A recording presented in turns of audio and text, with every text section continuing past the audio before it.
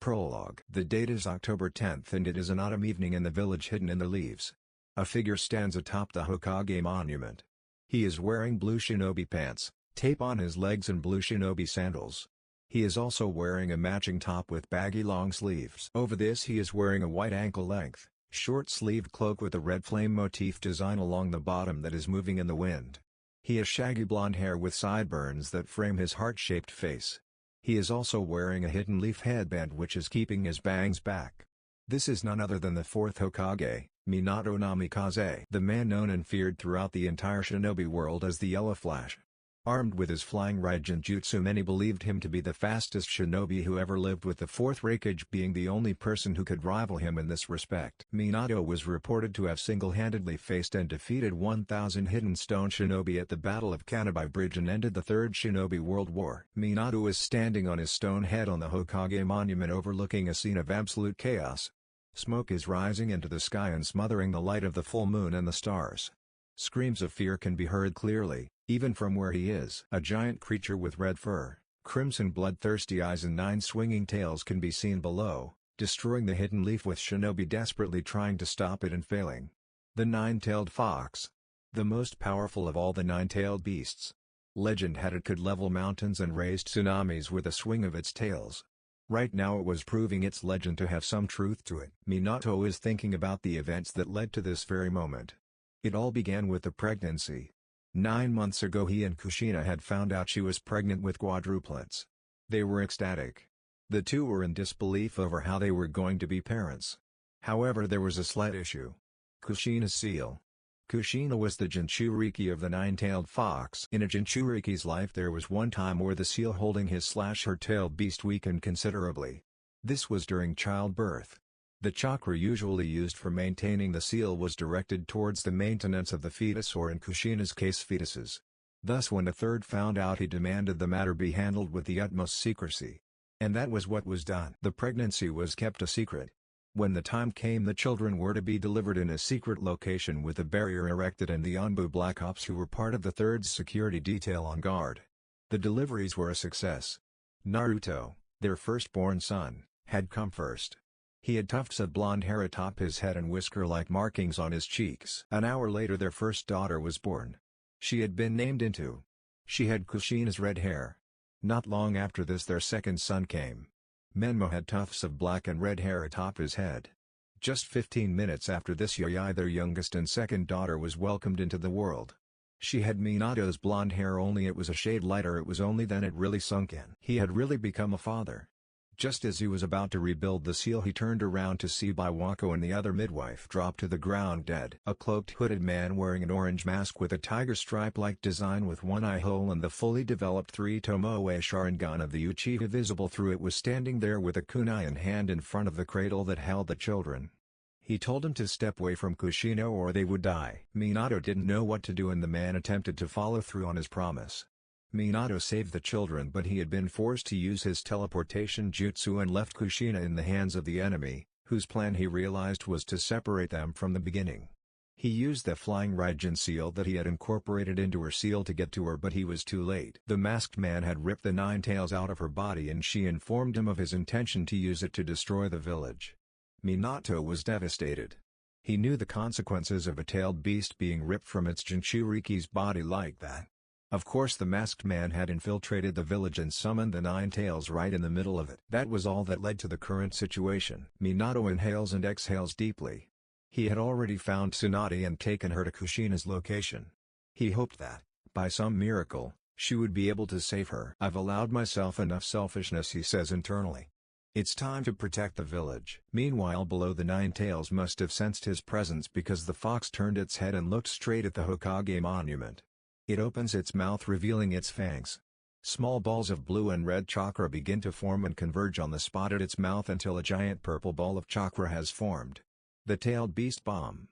An attack only a tailed beast is capable of. One that could destroy entire armies and leave a scar upon the very face of the earth in a second. The 9 tails takes aim before releasing the bomb, sending it flying at the Hokage monument. "You won't have to your way here," he defiantly declares. He begins weaving through hand signs before shouting flying Raijin, guiding thunder jutsu. A complex sealing formula appears in the air in front of the monument. When the bomb reaches its momentum stops. It begins to sink into the ceiling array until it can't be seen. Minato then holds up a flying Raijin kunai and an explosion is seen in the distance. Minato has no time to examine his handiwork. He whips around, a kunai in hand, in an attempt to behead the masked man who had tried to sneak up on him. His attack goes right through the man as if he isn't there. When his hand comes out on the other side, the man grabs his wrist. A swirling distortion formed in the air with the masked man's only visible eye being the epicenter. Minato suddenly sees himself being pulled into the man. Acting fast, he activates the flying Raijin. Minato finds himself laying on the ground next to one of his kunai in front of another one of his safe houses, this being the one destroyed earlier. My attack slipped through him as if he wasn't even there, he thought, getting up. The same distortion from before appears and out of it the masked man materializes. So he can use space-time ninjutsu as well as Minato. Minato begins to analyze the situation. Why did you attack the leaf? He questions. The masked man simply stares at Minato. I could say I did it on a whim, and I could say I did it for a purpose. I could say I did it for peace, and I could say I did it for war. Minato begins to assess the situation. He was able to get past a top-secret barrier, kill all the Anbu Black Ops on guard who were assigned to the 3rd security detail, and he knew about the seal weakening during childbirth. He was also able to break the it, tame the Nine Tails, and get past the Hidden Leaf's main barrier undetected. Could it be? Are you Madara Uchiha? No, it's impossible. He's dead. I wonder about that, replied the masked man, taking out what appeared to be a pair of shackles and putting them on. Well, I guess it doesn't matter who he is. He's still not an ordinary shinobi. His space-time ninjutsu surpasses mine and Lord Second's, and he's got dangerous ideology. I'll have to take him down here and now or he'll cause problems in the future, Minato internally said. The two run at each other. Minato attempts to stab his opponent only for his attack to pass right through him. When he passes through him, Madara uses the chain of his shackles to stop Minato and bind him. Minato quickly disappears and reappears kneeling next to one of his kunai. He's trying to use the chain as an effective method of attack for whenever he materializes, which is the only time he can attack. He can pull objects in but only when touching them. With the Nine-Tails summoning time limit on his mind, he'll want to end this as quick as possible. He gets up and the two run at one another again. Minato with a flying Raijin kunai in hand. Whoever is faster wins this battle. Minato throws his kunai at the masked ninja, and like before, it goes through him. A Rasengan suddenly forms in his right hand while the enemy is using his to try to touch Minato's left shoulder and end the battle. It looks as if the masked man has the upper hand. His hand is less than a millisecond away from touching Minato. I win, he internally voices. Minato appears above the enemy, the kunai he threw in hand. He brings his Rasengan down, drilling it into the masked man's back, causing cracks to form in the ground and dirt to be kicked up. He teleported himself to his kunai. When Minato's Rasengan dissipates, there is a flying Raijin mark on the spot he hit on his back. The masked man's hand begins to melt and fall off somehow. You really are a flash. I let my guard down for a second and he doesn't get to finish as Minato appears in front of him with his hand on his stomach. A contract seal? The masked man says, seeing a complex sealing formula spread across his body. The Nine Tails is no longer yours, Minato declares. He jumps back, the enemy having been defeated. It doesn't matter. You winning this battle is only prolonging the inevitable. I plan to rule the world. There's plenty of ways to go about doing that, he says in a serious tone, disappearing, leaving Minato worried. Meanwhile, in the Hidden Leaf, the battle rages on. Several shinobi are trying to subdue the Nine Tails but are unsuccessful so far. None notice, but the Nine Tails' eyes revert from the normal pupil with 3 dots at the very edge of the iris to an eye with just a slit for a pupil. We'll push the Nine Tails out of the village. Advance. The third orders. The shinobi all comply, running forward to occupy the demon fox. The third meanwhile bites his thumb, weaves through some hand signs before slamming his hand down. A poof of smoke follows, and when the smoke clears, standing next to him is none other than Monkey King Emma. Did the seal fail? He questions. The former Hokage nods. We have to push the Nine Tails out of the village. There is a poof of smoke, and when it clears, a large black staff stands in his place. Hiruzen grabs it, places under his arm, and yells, "Adamantine staff, extend." It complies as it suddenly extends its length, the tip rushing out to meet the Nine Tails. It hits the Nine Tails in the chest, pushing the beats back until it is out of the village. It's out. Don't stop. Advance and attack, orders the third. Minato appears atop the Hokage monument once again, this time on the third's head, just in time to see another tailed beast bomb being gathered. He weaves through hand signs. A sealing formula appears in the air above the Nine Tails. There is a giant poof and a giant toad falls on top of the nine tails. Game Abunda, the chief toad, he boss summon of all toads. Minato teleports himself atop Game Abunda just as the nine tails begins forming another tailed beast bomb. I'm sorry Kushina, Minato says, gathering chakra. He needs to get this as far away from the village as possible. The third realizes what Minato is gathering chakra for and runs towards him. Lord Third protests the shinobi. Hiruzen jumps onto the nine tails and before anyone can do anything, the nine tails, Minato and Hiruzen are gone. An explosion is seen in the distance. Over there. Let's hurry. Scene of explosion. The safe house Minato teleported to with the nine tails and Hiruzen at the last moment is destroyed. Crying can be clearly heard. Minato, what's going on? Kushina asked. She looked a bit better. I'm sorry Kushina. It was the only way. The nine tails was going to destroy the village. Hiruzen and Tsunade run up towards the two, Tsunade holding Menma and Mito while Hiruzen is holding the Naruto and Yayae. A growl is heard by the group. They turn to see the nine tails getting up. Kushina claps her hands together. Adamantine ceiling chains. Yellow chains made of a special kind of chakra. The chains drill into the ground before come up and wrapping around the nine tails. Listen all of you. I'm going to use what little strength I have left to seal the nine tails inside of myself and take it with me into the afterlife. No, Kushina. The man who did this wasn't the last the village will see of him, he said, confusing Tsunade and Hiruzen. The nine tails power will be needed to fight against him when he returns. If I seal half the nine tails in myself and the other half in one off, there's no need for either of you to do that. They turn to see Hiruzen with Naruto and Yayae in his arms. I will seal the nine tails using the Reaper Death Seal in conjunction with the 8 trigram seal. He says in a tone of finality. I don't know what's the cause of the events that have transpired tonight, but I know the fate of the Hidden Leaf and perhaps the world is on the line.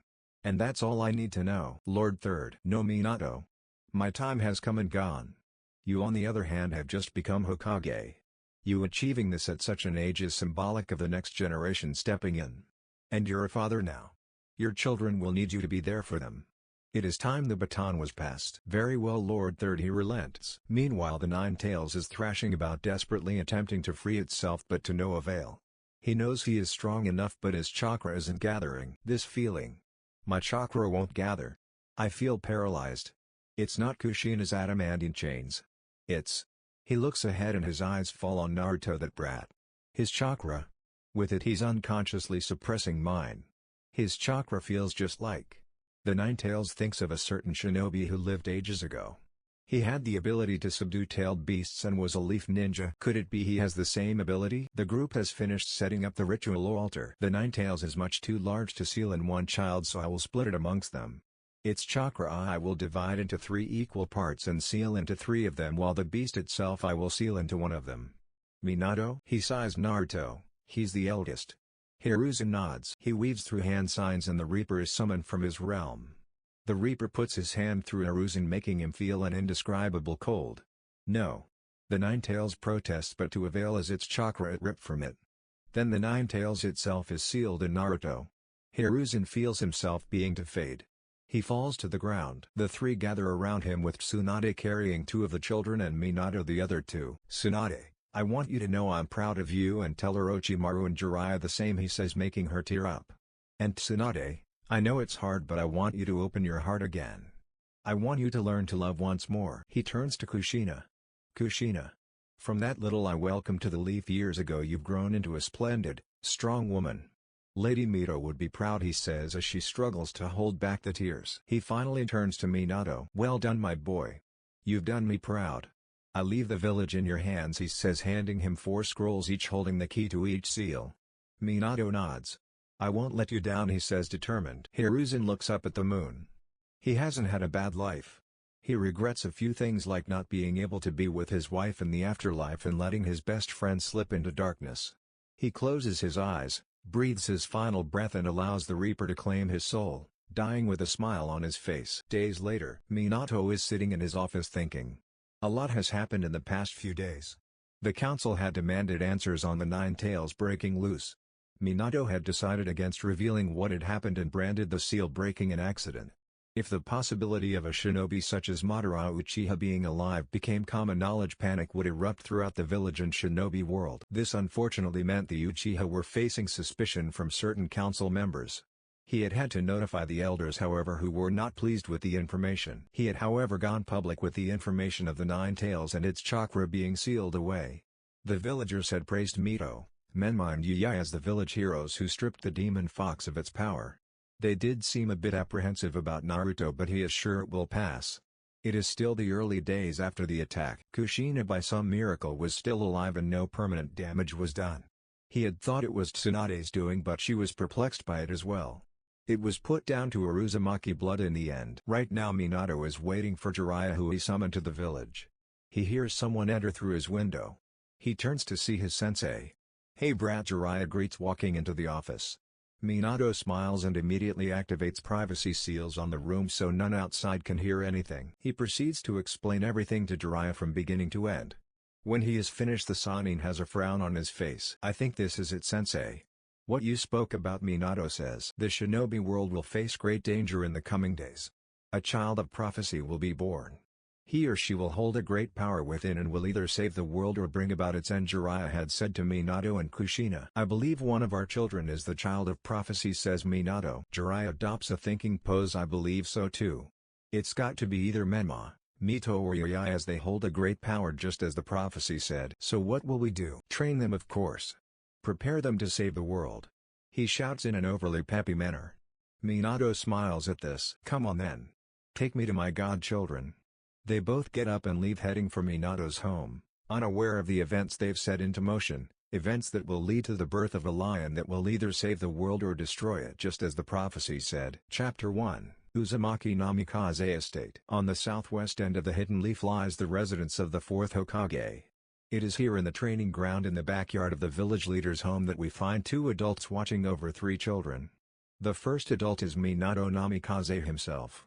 The second is Kushina Uzumaki. The first child is the 4th's firstborn daughter. She has red hair that reaches just past her shoulders that she ties up in a ponytail and dark blue or navy eyes. She stands at 4 feet tall. This is Mito. The second is a boy that also stands at 4 feet tall.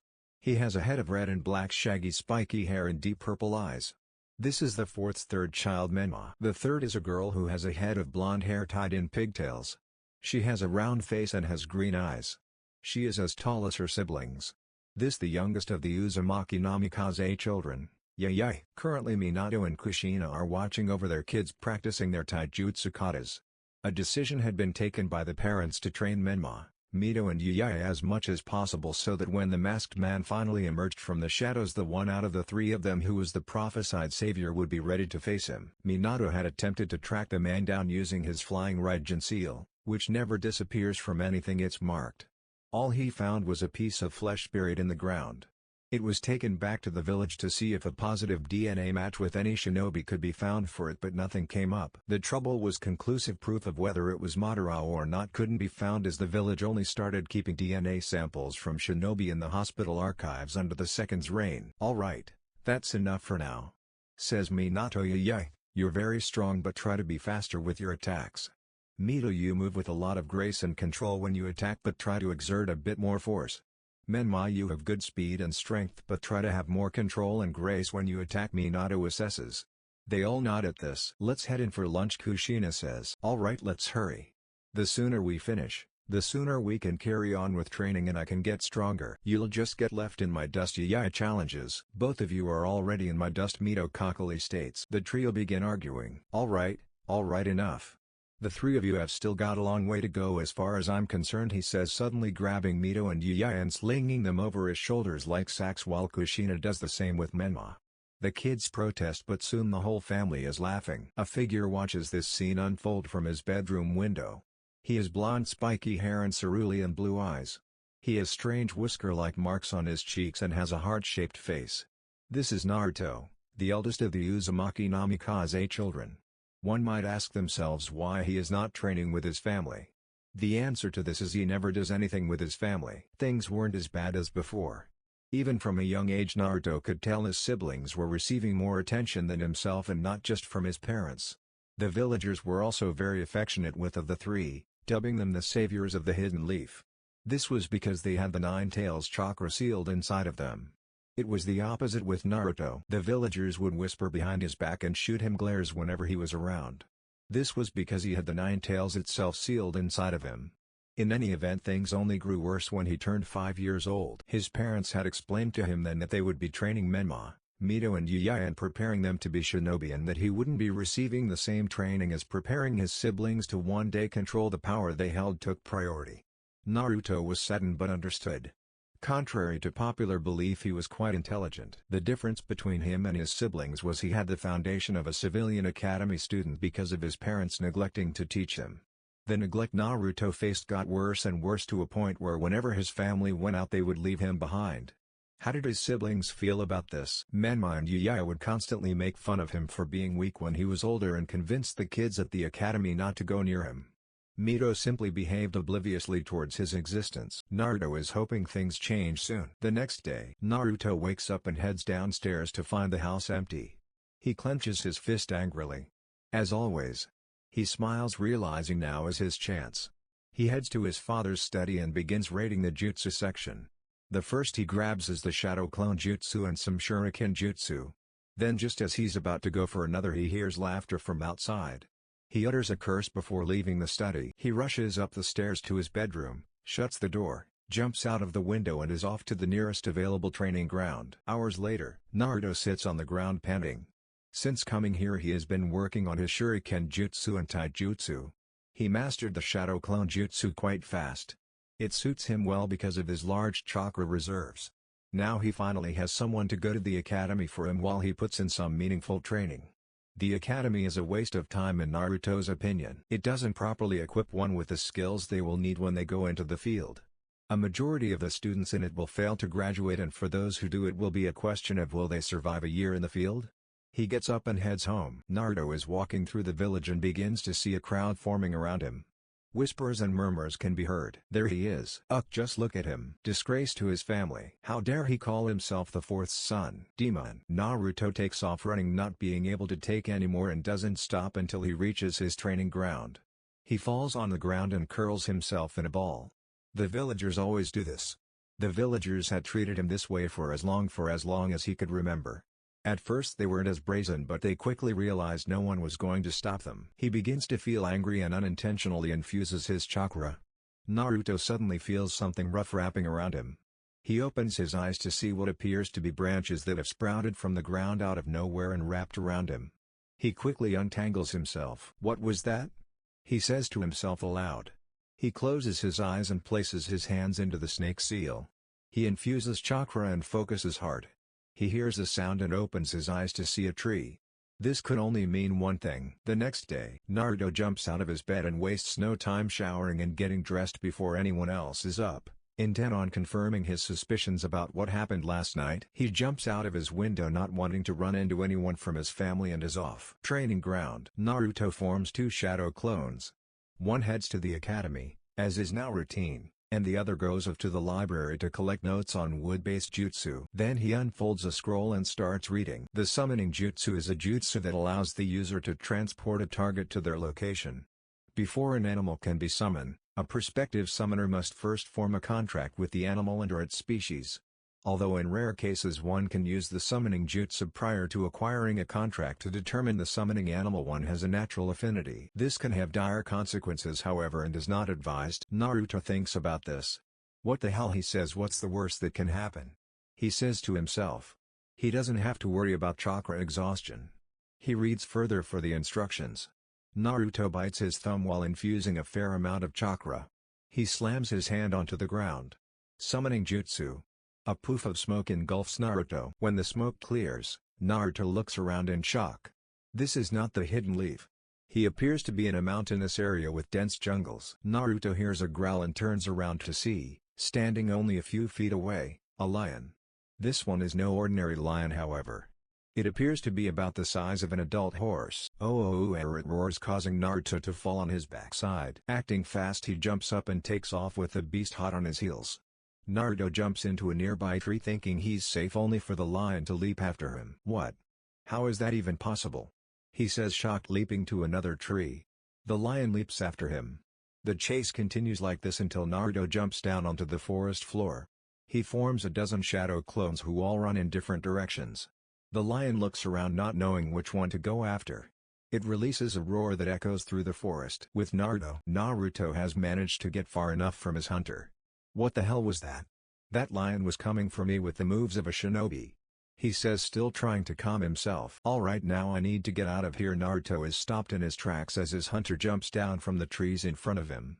He looks around to see other lions emerging from the surrounding trees. He sighs. Got your friends to help you take down the clones, huh? He whips out a kunai. If this is it and he's really going to die, then he's going to die fighting. A figure dressed in a white haori and black shinobi pants and sandals jumps down next to Naruto. He looks up to see a man who looks to be in his mid-50s. He has gray short hair and a stubble on his face. His eyes are black. Enough.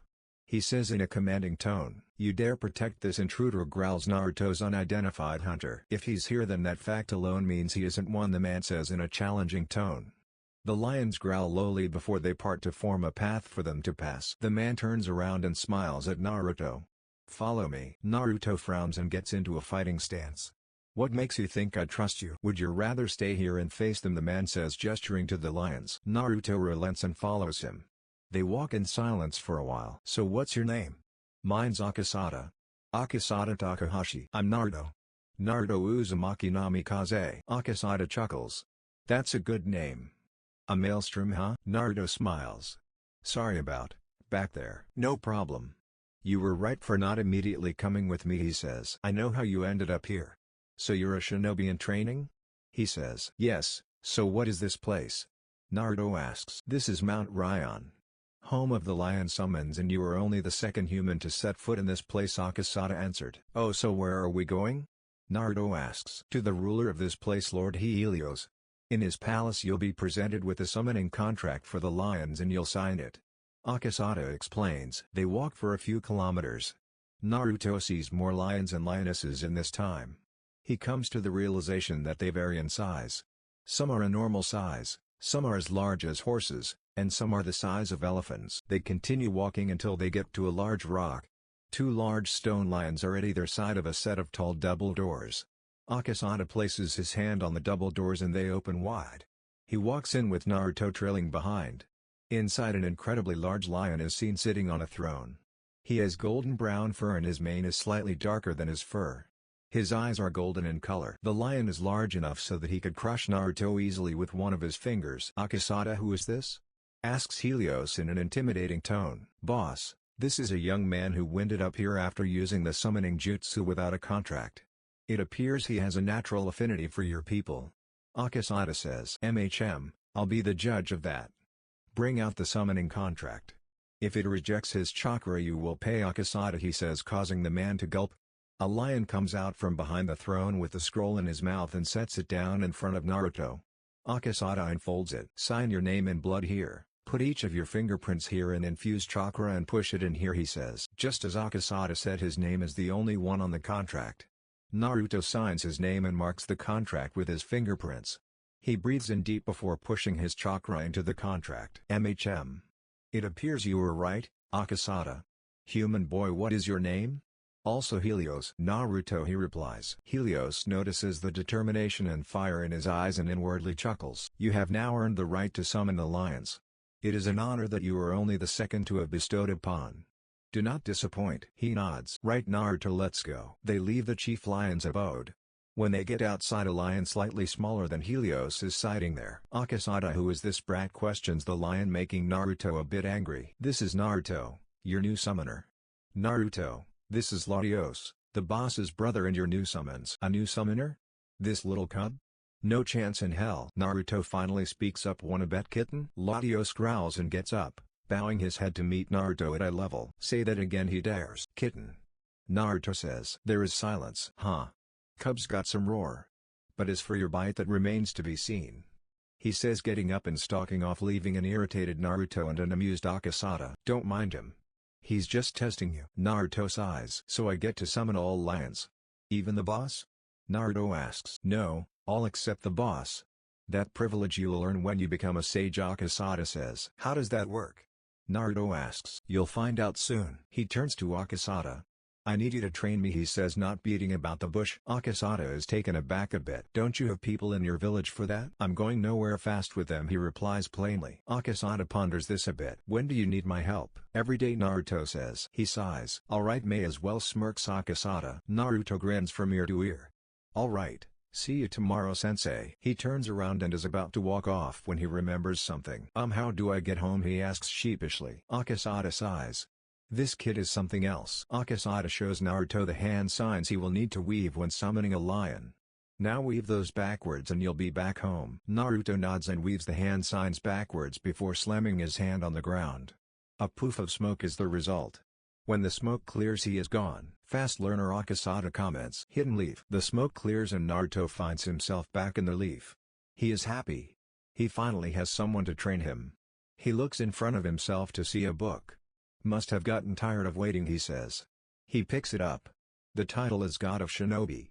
He opens the book and starts reading. Hashirama Senju was famed for many things, such as establishing the ninja village system that the shinobi world operates by and being the first Hokage.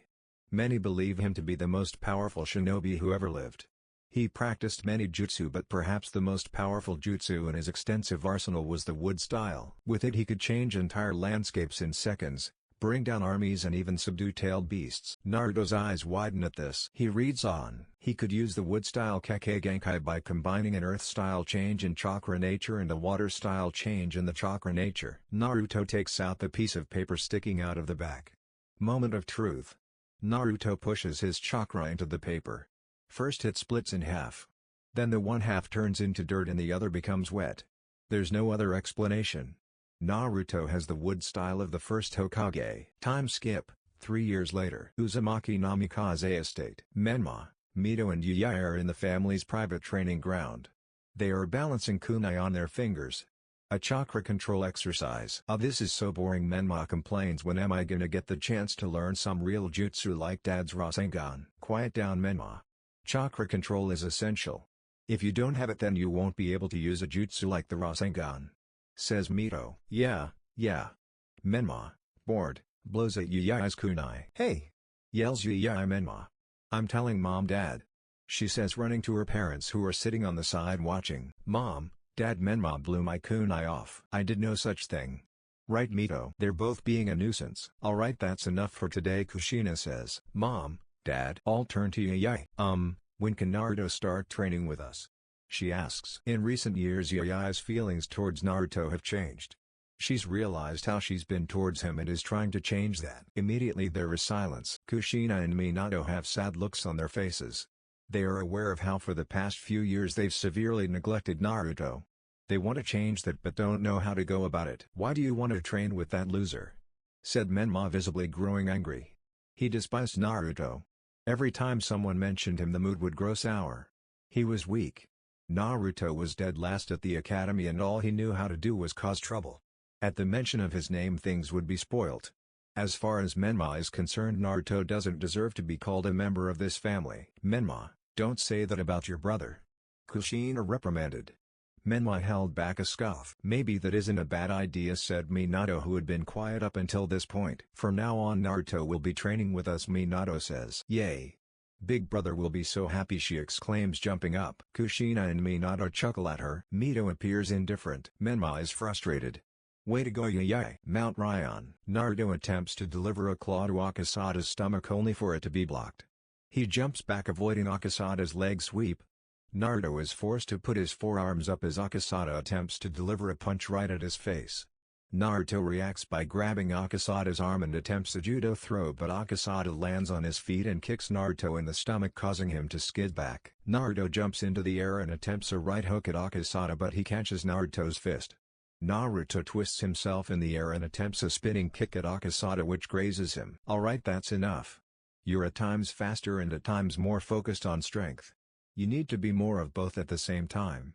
Remember, the Lion Fist is about using an immense amount of speed and strength to grind your opponent down. Naruto nods. The Lion Fist is the taijutsu style that Akasada had taught him. Naruto and Akasada had formed a deep bond with one another and become quite close with each other since Naruto had become his student. Naruto had learned that Akasada was a former shinobi of the Hidden Cloud known as the Typhoon for his vast arsenal of wind-style jutsu. Naruto had done some research and found out that Akasada was quite feared during his heyday and wreaked havoc on the battlefield during the Third Shinobi World War. He was the Cloud's equivalent of the Sannin. The history books reflected that during the course of the war Akasada had mysteriously gone missing and was presumed dead, but the truth was Akasada had lost his entire family during an attack in the war, his parents, his wife and his kids, and had from then on wanted nothing to do with the shinobi world. He had lived on Mount Ryan since, with the lions welcoming him as he was their one and only summoner at the time. Akasada had learned Naruto was the son of the fourth Hokage Minato Namikaze and his wife the red-hot habanero of the hidden leaf Kushina Uzumaki and the vessel for the chakra-stripped Nine Tails. He had never faced the Yellow Flash, but an old friend of his had. He was shocked to learn that Naruto possessed the wood style of the first Hokage. Naruto had learned a lot from Akasada. He had taught him quite a bit, but not just in regards to ninjutsu. Before Naruto met Akasada, he trained to become stronger so that the world would know his name, and to some extent that was still part of what he wanted, but now he looked at things differently. He understood that people like him and Akasada were victimized the way they were because of the way the shinobi world was, and he wanted to change that. "Alright, head home. We'll continue tomorrow," says Akasada. Naruto nods, bite his thumb, weaves the summoning jutsu hand signs in reverse, and in a poof of smoke is gone. Naruto's training ground. In a poof of smoke, Naruto is back in the village. By now it is dark. He gets up and walks towards his home. He has worked by the same routine for the past 3 years. Every morning he wakes up, gets ready for the day and leaves before everyone else. He gets to his training ground, or at least what used to be his training ground, and forms a shadow clone that goes to the academy. He then performs the reverse summoning jutsu and spends the whole day on Mount Ryan training with Akasada. Once the day is up, he heads back. Of course he has to make sure he doesn't get careless lest he risk being found out, so on days where they have practical tasks and sparring sessions at the academy he has to show up. Naruto keeps up the appearance of a dead-lashed hopeless loser at the academy. He believes that he can't afford to trust anyone with the knowledge of his true power lest he risk vulnerability. As for his wood style, Naruto had learned only a few jutsu with it and he hadn't trained extensively with it. Naruto is aware of the fact that if the village were to learn he possesses the first Kekkei Genkai, they would make efforts to transform him into a weapon, and his father, as always, would allow them to do as they please. He couldn't have that. He will, for now, only resort to using it in a dire life or death situation. Naruto turns a corner and whips out a kunai as a swirling distortion forms in the air. During his years under Akasada he had awakened a sensory ability. Out of the distortion appears a figure wearing what appears to be traditional Uchiha robes. He has spiky long hair that reaches down his back. His face is hidden by an orange mask with a tiger stripe-like design. His mask has one eye hole, and through it Naruto can see a 3-tomoe Sharingan glowing in the dark. The man does a good job at trying to hide it, but his chakra feels vile. He's an Uchiha alright, but he can't be a leaf ninja. His chakra came out of nowhere, observes Naruto. "Who are you?" he questions. The masked man chuckles. "It's no surprise you don't remember me. But I remember you," the man replies, not answering Naruto's question. He steps forward, giving Naruto his cue to attack. The blonde boy jumps at the masked man, a kunai in hand, intent on killing him. Naruto is shocked when he passes through the man as if he isn't there. He attempts to deactivate any genjutsu, but there is none. He weaves through some hand signs before yelling "wind style, wind or barrage." Naruto breathes in before blowing out multiple balls of wind chakra, sending them right at the man. The same thing happens. They pass through him like a ghost. The next thing Naruto knows, the masked man is standing in front of him. He knees him in the gut, causing the boy to hunch over. Then he punches him square in the face, sending him stumbling back. He grabs the boy by his collar and tosses him like a rag doll, sending him skidding and rolling. Naruto gets up on his knees and feels the man infuse a large amount of chakra. He puts his hands in the snake seal. Wood style, wood barrier jutsu. The masked man, seeing this, has a manic smile on his face behind his mask as he weaves his hand signs. Fire style, fireball jutsu. A massive fireball somehow comes out of the man's mouth and goes right through his mask. It collides with the barrier, but it stands firm and protects Naruto from the flames. He takes his hands apart, allowing the wooden beams to recede back into the ground. He gets up onto his feet and looks at his enemy. This is bad. He has the ability to make himself intangible, meaning I can't land any attacks on him. Naruto gives himself no more time to think. His eyes widen and he places his hands in the snake seal as realization hits him. Release. He yells. The masked figure in front of him disappears as he immediately breaks the genjutsu that was just cast on him. He whips around only to receive a kick to the chest that knocks the wind out of him. While he flies through the air, the masked figure weaves through a set of hand signs. Fire style, fireball jutsu. He calls out once again, Naruto. Meanwhile, crashes to the ground and gets to his knees, not being able to muster the strength to jump up. His eyes widen as he sees the fireball cannoning towards him. He jumps up and does his best to evade the fireball but can't escape the resultant explosion from it colliding with the ground, which sends him flying once again until he hits the ground and rolls before skidding to a stop. Naruto lays on the ground, helpless as the man walks towards him. The masked stranger grabs him and lifts him up by his collar. "I'm impressed. You've grown strong. Even I wasn't expecting what style," he says. Naruto is clawing at the man's arm, desperately trying to free himself from his grasp. "But you're nowhere near as strong as you should be," the man says. He looks Naruto in the eye, the tomoe of his Sharingan spinning. The blonde boy yells in pain before he goes limp in the masked stranger's grip. He's out cold. The masked man drops Naruto unceremoniously onto the ground. "Now sleep, Naruto. Sleep and grow stronger," he says as he disappears into the swirling distortion he appeared through. Uzumaki Namikaze Estate. There is an unusual silence at the Uzumaki Namikaze Estate as the family sit around the table. They are waiting for Naruto to return. Kushina had gone up to his room only to discover he wasn't in it. She refused to serve dinner until her eldest son returned and sat with them. He usually didn't eat with them, but considering the occasion, that should change. A Nanbu Black Hawk teleports into the room in a poof of smoke. "Lord Hokage," he says, addressing the village leader in the appropriate manner on one knee. "Yes, what is it?" asks Minato. "There's been a terrible incident. The Uchiha clan has been massacred. Itachi Uchiha is believed to be responsible." "What?" Minato says, leaping out of his seat. "Is Mikoto?" Kushina is not able to finish her sentence. Her best friend can't be.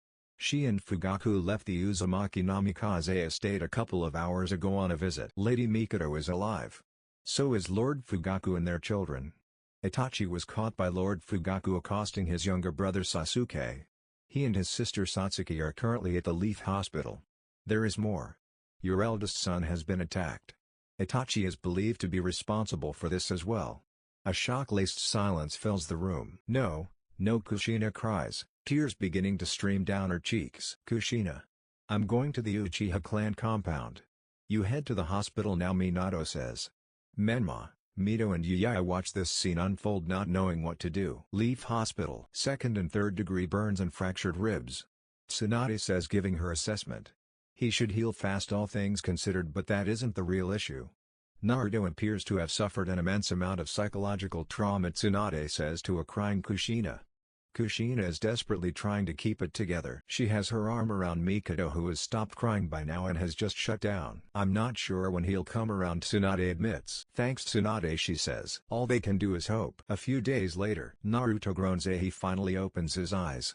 He feels like he has been hit by a brick over the head. There he is. The first person he sees is Tsunade. All of Naruto's physical injuries had already healed, to Tsunade's surprise. That was incredible even for an Uzumaki. Lady Tsunade. Naruto feels someone jump onto him. He looks to see his mother, in tears, hugging him tight. He doesn't know how to feel about this. "Naruto, I was so scared," she says. He sits up in his bed. Kushina has not left his side since she came to the hospital. She pushes a small bit of chakra into the flying Raijin seal in her wedding ring, and seconds later Minato is standing there. "Naruto, you're awake," he says, smiling. "Yes," he replies plainly. "Do you remember what happened to you?" asks Minato. Naruto rubs his head. "I was on the way home from some training and he just came out of nowhere and attacked me. It tried to stop him but he was too strong." "Who?" Minato asks. "Itachi Uchiha," Naruto replies plainly. Minato looks him in the eyes and can tell he isn't lying. "I see. Well, all that matters is you're okay. There's something I meant to ask you before all of this. Your mother and I had discussed it. We were wondering if you would like us to train you along with your siblings from now on?" Minato asks. Naruto is taken aback by this. "Where did that come from?" "Well, it doesn't matter." "No thank you," he says, surprising the couple. "But why?" Kushina asks. "The two of you have made so much progress with Menma, Mito and Yuyai, and if I joined now I would only be holding them back," he says, lying through his teeth. "Well, we could train you aside until you catch up," Kushina suggests. "I'd rather not." Naruto insists. The conversation ends like this, although the couple take notice of how throughout the conversation Naruto avoided referring to them as mom and dad. The next day, Naruto is up as usual. Kushina had tried to keep him bedridden, but he quickly reminded her of how he had completely healed. Yaya had smothered and nearly squashed him to death when she saw him home and well. Mito simply said she was glad he was okay, and things quickly turned awkward afterwards. Menma didn't even speak to him. None of it matters to him. He walks through the village with a million thoughts in his head. Akasada will be wondering why hasn't he shown up for training in days. Speaking of which, the whole ordeal is still very confusing. He didn't know Itachi Uchiha very well. He knew his mother was best friends with Kushina and that he was a once-in-a-generation prodigy who became a Chunin at age 10, an Anbu at 11 and captain of his own squad just 2 years later at 13. But that was it. There wasn't much else. Now, regardless of being a person who didn't have much knowledge on Itachi, the near-complete annihilation of his clan didn't make sense. And Itachi choosing to attack Naruto of all people made even less sense to the blonde. What did he ever do to him? Now that he thought carefully about it, the two had never properly exchanged words. The way Itachi spoke when he attacked him was strange. Like he'd been watching him. He shakes his head, finally arriving at his old training ground. He forms a clone that wastes no time in leaving for the academy. He bites his thumb, weaves through the signs he's become so accustomed to, and slams his hand on the ground, disappearing in a cloud of smoke. Mount Ryan. Naruto arrives at the usual spot he and Akasada use for training to see his sensei isn't there. He decides to go look for him at Helios's palace. He walks past many lions and notices some of them give him looks. Over the past 3 years they have become accustomed to his presence, so this is quite strange. He arrives at the palace, greeted by the usual stone lions at the door. He pushes the double doors open. "Lord Helios. Sorry to disturb you. I can't find Akasada," Naruto says. Sitting next to Helios is Latios. "Naruto, step forward," Helios commands. Naruto does as he is told. A lion comes towards Naruto with a scroll in its mouth. He takes the scroll and opens it up. "Dear Naruto, if reading this, then I'm gone. As I write this letter, I'm sick. The truth is, I've been sick since before the day we met. At first I didn't tell you because it was a matter of you not needing to know. But then things changed, Naruto. Over the 3 years we spent together, you and I forged an incredible bond. You found a place in my heart and I found one in yours. You made me feel like I had my family back. Like I had back the son I lost. And for you, I suppose I was the father you never had. And that's probably why you're mad at me right now. And I'm sorry. I'm so sorry for being a coward and not telling you this face to face. I just couldn't bring myself to do it. I hope you can forgive me. And one more thing, Naruto. I believe it will be you. I believe you will be the one to change this shinobi world. To ensure there never have to be people like you and I. It's no coincidence that you possess the ability of the first Hokage. You are the harbinger of change for this world, Naruto. Go and fulfill your destiny and show the world you are what I've always known you to be. A lion. The world is a jungle laden with dangers, but you are its king, a lion. Love. Your sensei. Your friend. Your father. Akasada Takahashi. P.S. You will be given a large scroll that contains almost every jutsu I've ever mastered, along with a storage scroll containing my life's savings. Use these well." The lion comes forward with a second larger scroll. Naruto is by now crying at full force. He takes the scroll with one hand and the other is wiping away his tears. "Do you want to see his body?" Latios asks. "No." Naruto replies, desperately trying to stop crying. I need some time." He walks off. It will be a while before he is able to bring himself to set foot in this place again. Chapter 2, Beginnings. Time skip, 3 years after the Uchiha incident. The Chunin examinations. This event is seen as the culmination of years of work from the aspiring ninja. A day where academy students who were once seen as hopeless rookie brats were finally recognized as fully fledged shinobi. Naruto Uzumaki is walking through the central part of the Hidden Leaf towards the academy. Today he will be taking the same exams. He would be lying if he said he wasn't a little excited. It's been 3 years since Akasada's death. In this time he has continued to keep up the facade of a dead last loser. Whenever he had to write theory tests, he would calculate how many he needed to fail and pass to barely pass, and sometimes purposely failing and taking extra credit. Whenever they had sparring sessions at the academy, he would use the basic taijutsu style and fight until having acquired enough points to pass before taking a dive, but he wouldn't have to for much longer. Once he becomes a shinobi, he'll finally legally be an adult, and at that point nobody will be able to touch him. Not even Minato. Speaking of which, after his beating at the hands of Itachi Uchiha, Naruto was plagued by attempts by his family to get back into his life. Well, to be more specific, attempts by Minato, Kushina, and Yayae. Mito as always seemed indifferent and uninterested by him, whereas Menma openly voiced his disdain towards him. Years ago Naruto would have jumped at the opportunity to finally be part of the family, but he didn't want that anymore. There's still the matter of the wood style. Naruto realizes he didn't put much thought into that. He couldn't keep it hidden forever. Not because he is incapable of doing so, but because it's a powerful Kake Genkai and not being able to use it is just inconvenient and a monumental waste. He ends up deciding, like always, to push that to the back of his mind to be dealt with later. He had continued to train himself in its use. He hasn't been to Mount Ryan since that day 3 years ago. The day he lost his sensei. Flashback. There is no use in being strong if you don't move fast enough to land a hit, and there is no use in being fast if you're not strong enough to actually land hits that have an effect, Akasada says, sending Naruto flying through the air with a kick to the chest. Naruto rolls and skids along the ground. He sits up. Are you going to teach me ninjutsu, or have you been lying to me this whole time and you never really made it past the academy? Naruto asks, growing frustrated. Akasada grows red and steam comes out of his ears. How dare you? Do you know who I am? I am the Akasada Takahashi. The great typhoon of the hidden cloud. A man capable of commanding the wind with his very voice. He shouts. Akasada continues to rant but quickly realizes Naruto is tuning him out. Naruto.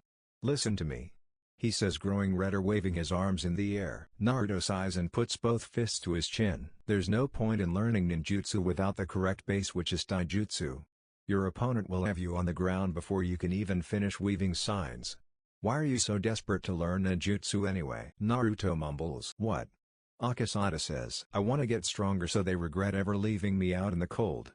So they can't ignore me any longer. I want them to fall to their knees and beg me to come back just for me to shut them out like they did. Naruto confesses. Akasada's face softens. He walks over to his student and sits down next to him. Look, Naruto. I'm not going to sit here and pretend as if I understand and can relate to what you've been through and are going through, because the truth is I don't. Akasada says. But if that's really why you're doing this, maybe you should cut your losses and leave now, he says to Naruto, shocking his student. You have immense potential to become bigger than anything this world has ever seen. I know it. This is coming from someone who has fought alongside the 3rd and 4th Raikage. It's for that reason that, if your heart isn't in the right place, then, someone like you could end up causing untold destruction, he says, causing Naruto's eyes to widen in shock. And I don't want that. That's all I will say to you.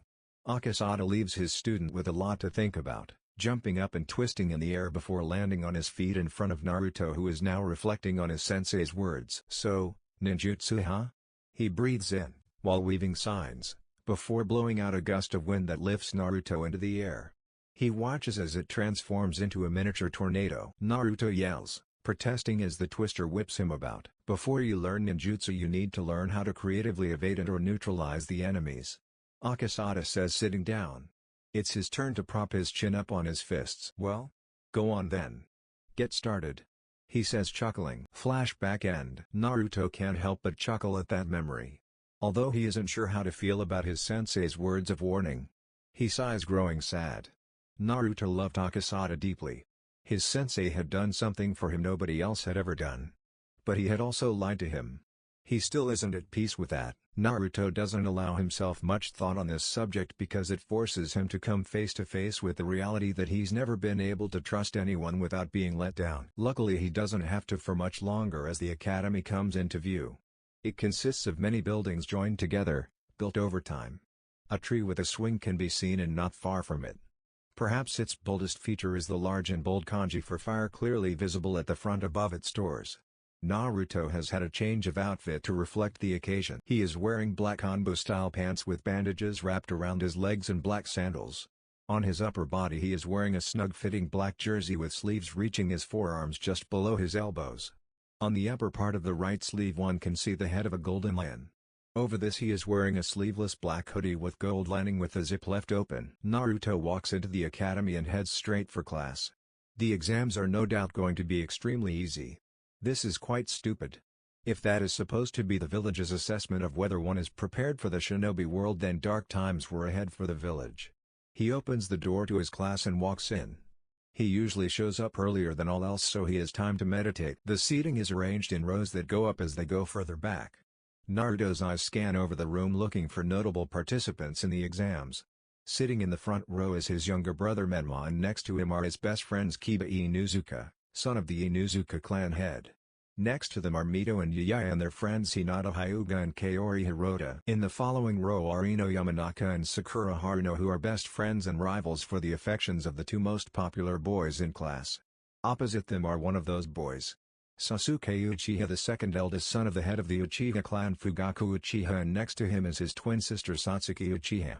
Both have blank looks on their faces. And next to them are Shikamaru Nara, the son of the village's Jonin commander and head of the Nara clan Shukaku Nara, and his best friend Choji Akimichi, son of the Akimichi clan head. In the furthest row a little away from some civilian kids was the most mysterious and quiet member of the class, next to Naruto and heir to the Aburame clan Shino Aburame. All in all, there are a lot of clan heirs and individuals of noble blood in the class, leading many to believe this is the most promising generation of shinobi the village has seen in years. Naruto walks towards his usual spot at the back, acting oblivious to the eyes on him. Menma eyes Naruto with a cocky smirk on his face. Poor fool probably thinks a change of outfit is gonna earn points, Menma voices internally. If one thing hasn't changed in the past few years, it's that Naruto is the same hopeless loser he has always been. He remembered how irate he had been when his parents had wanted to start involving Naruto in their training sessions, but thankfully Naruto, being as stupid as he is, had refused despite being in desperate need of the help. His parents have been trying to give Naruto more attention in the years following his supposed run-in with the rogue Uchiha clan heir, but it will end soon, he is sure. Once he fails to graduate today, they are sure to realize, like everyone else, that Naruto isn't worth wasting their time on. Another pair of eyes studying Naruto carefully are the eyes of Sasuke Uchiha. Sasuke, unlike most individuals, has been watching Naruto for quite some time now. Ever since after that night. The raven-haired boy, after recovering from his accosting, had received news that Naruto had suffered a similar attack from the same attacker. He has been watching Naruto carefully at every chance he has gotten ever since. Sasuke has been analyzing Naruto and can tell from the way he fights, his muscle movements, the way he studies his opponent, his eyes, and the very nature of the defeats he suffered that Naruto is not what he is perceived to be by many. You couldn't tell at first glance, but Naruto is hiding his true strength. Sasuke can attest to that from the few occasions he has sparred him. He's strong. Perhaps as strong as himself. The question is, why would Naruto hide his power? Sasuke is determined to find out. The reason being, it may lead him one step closer to him. Naruto gets to his seat in the corner at the back and sits down. He folds his arms and looks ahead at the exam proctors and the Chunin who have been in charge of this class since it entered the academy. The first is Iruka Umino. He has a tan skin tone and brown hair tied in a ponytail. Perhaps his most distinguishing feature is the scar on his face. He has a scar that runs from one side of his nose, across the bridge of his nose to the other. He is dressed in traditional Chunin attire. The second is Mizuki. Naruto does not know his last name. He is shoulder-length white with a slight tint of blue to it. He is also wearing the standard hidden leaf shinobi attire with his headband tied around his head like a bandana. Iruka seemed apprehensive of him, but that wasn't surprising or new to him. He is assuming that according to his age the Chunin lost his parents during the Nine Tails attack. Iruka never made any attempt to sabotage him, not that it would have made any difference. Neither did Mizuki, but he could sense the white-haired ninja didn't like him. Iruka only realizes once Naruto is seated that he is staring at the blonde boy. Naruto has been and still is a mystery to him. The other instructors at the academy told him to ignore Naruto, and some even went as far as advising him to take advantage of his situation and sabotage the brat's performance. Why should the poser of a demon brat be a shinobi? Was the sentiment echoed by most. However, over time, contrary to his expectations, he discovered Naruto was not the troublemaking no-good brat many of the villagers made him out to be. He was very quiet and kept to himself. Though Iruka is sure this isn't by choice, seeing as calling Naruto's reputation bad is an understatement. Naruto is, on a daily basis, mocked and ridiculed for being the only weak member of the Uzumaki Namikaze family. His sisters are always top contenders for the right to top Kunoichi, while his brother has been locked in a duel for top of the class with Sasuke Uchiha since their class entered the academy. As for his parents, their achievements need no mention, whereas Naruto himself is dead last, barely passing each year and on some occasions surviving on extra credit. Iruka at first supported this popular view, The memory of his parents' death is always still fresh and vivid in his mind, but he, after a while, realized there wasn't any real piece of evidence making Naruto suspicious. In the end, Iruka resolved to be impartial towards Naruto, choosing not to sabotage him but also not offering the struggling boy any help. He didn't make it hard, seeing as he never asked. Iruka did, however, remain cautious of Naruto. He is now wondering if the boy is going to pass. Probably not, he says inwardly. All right. This is it. The day you have all been working towards for years now. Without further ado, let's get into it, he says, silencing the nervous murmuring that has filled the room. The exams will consist of two main components. A theory portion which will consist of a written test, and a practical portion split into two parts. In the first half, each of you will engage in a sparring session with Mizuki here while I mark your performance, and you will perform an accuracy test with some kunai and shuriken. In the other half, you will be required to perform the 3 basic jutsu of the academy which the village requires that any shinobi know. These 3 are the substitution jutsu, the clone jutsu and the transformation jutsu. You will obviously pass or fail to graduate depending on how many points you acquire from the exams altogether. Naruto resists a scoff. Is he serious? That's all there is to becoming a shinobi? No, it can't be. If it is, then a lot of the people in this room are doomed. Naruto suspects something more has got to be up. Minato, as much it pains him to say, is not a fool. Iruka hands out the tests. Naruto writes it and breezes through it. He intentionally scores just above the pass requirement. He then pretends to fall asleep when in fact he uses this extra time to meditate. After the tests are collected and graded, the class heads outside for the first half of the practical exam. Naruto purposely fails this part of the exams just to keep up appearances. Satsuki and Sasuke tie for highest in this section of the exams. This earns swoons and murmurs from their respective fan clubs. The two do not seem to care. After this, the sparring sessions take place. Naruto, as always, fights for points rather than to impress, though he can tell Mizuki is going rougher on him than everyone else. The first half of the practical exam ends and all go inside and take their seats and await to be called upon for the final test. Naruto does as he did before, taking advantage of the opportunity to meditate. He does this for a while and after a while feels a familiar chakra signature outside of the academy.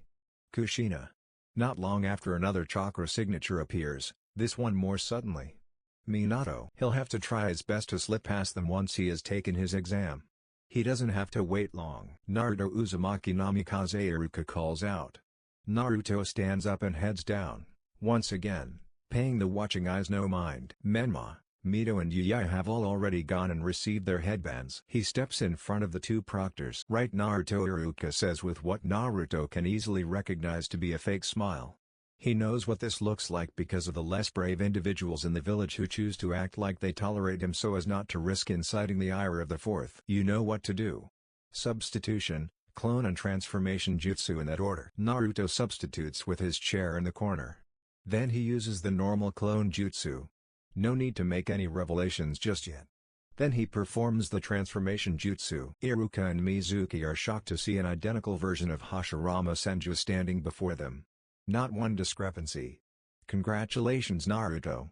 You pass, he says, fake smile and all. Well done, Mizuki says, sporting a fake smile of his own, except his is hiding anger. As opposed to the many smiles and exclamations of joy they got today, Naruto simply bows and says thank you, a blank look on his face. Naruto grabs the only headband with a black strap on the table.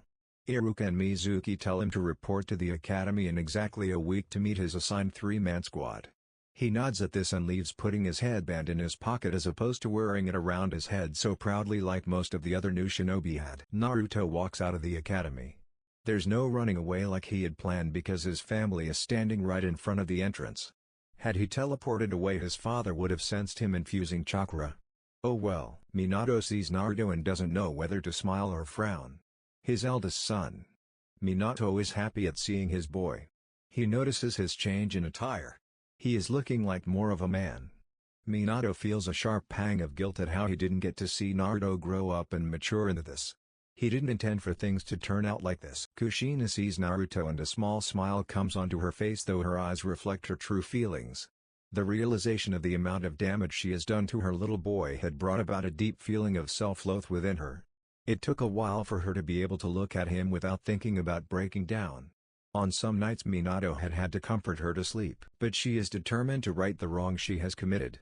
She will rebuild her family. Yaoi is off towards Naruto as soon as he comes into view. She has been desperately trying to connect with her older brother for the past 3 years. When she was younger she used to make fun of him and convinced all the kids at the academy not to play with him. She would even pull pranks and everyone would blame Naruto. She was younger then and foolish. She acknowledges that. She just wants to be his sister again. She realizes he isn't wearing his headband.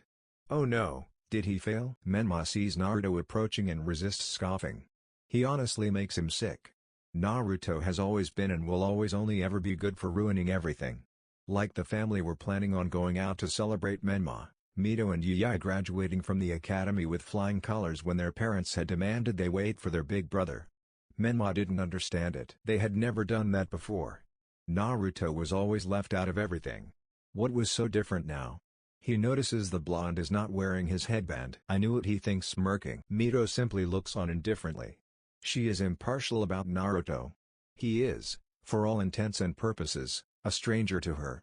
She knows that her parents feel guilty about neglecting Naruto, but they have tried to reconnect with him only for him to shut them out.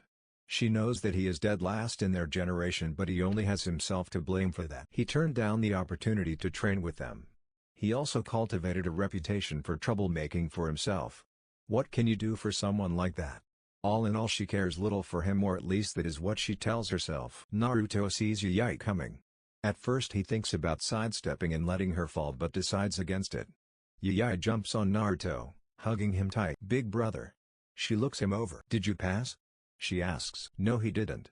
Are you surprised? Menma says, smirking. All eyes fall on Naruto, who takes out his headband and straps it around his head. Congratulations, Naruto. I'm proud of you. Minato says, beaming. Naruto nods and boasts, thank you, Lord Hokage, he says, simply making Minato wince at how he doesn't call him his father. Naruto moves to end the conversation before it can go further. I'll be seeing you all later, he says, turning, brushing Yaoi off and leaving. Kushina looks down in sadness. She feels Minato's arm wrap around her. Give him some time, Kushina. He'll come around. Minato comforts. Right guys? What do you say we go out and celebrate, Minato says. What about big brother Naruto? Yaoi asks sadly. Your brother wants to be left alone right now, Kushina says. Naruto's training ground. Naruto opens his eyes and looks up. The light of the crescent moon and the stars is shining down. He came here to meditate a few hours ago after escaping his family. I did it, Akasada-sensei, he says. Naruto gets up and starts walking home. Now things are going to start changing. Naruto feels a familiar chakra signature approaching. A figure flies past in the trees towards the village gates. With Mizuki. Mizuki is speeding towards the village exit. Under his arm is a large scroll. This is the Forbidden Scroll of Seals. Mizuki is heading to the village gates, intent on delivering it to his master. This was not the original plan.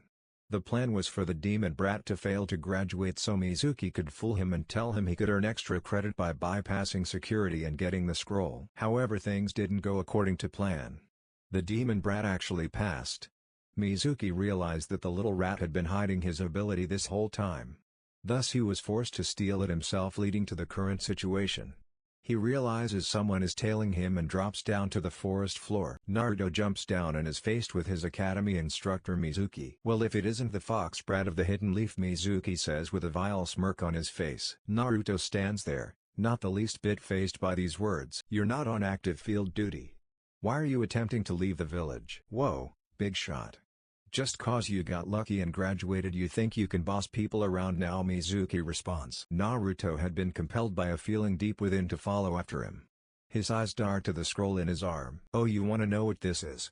This, little rat, is the Forbidden Scroll of Seals, he says, shocking Naruto. I was just on my way to deliver it to my master, Lord Orochimaru, he continues, shocking Naruto even more.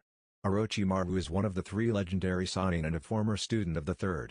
He was one of the candidates considered for the position of 4th Hokage, but most importantly he is the biggest traitor in the history of the Hidden Leaf.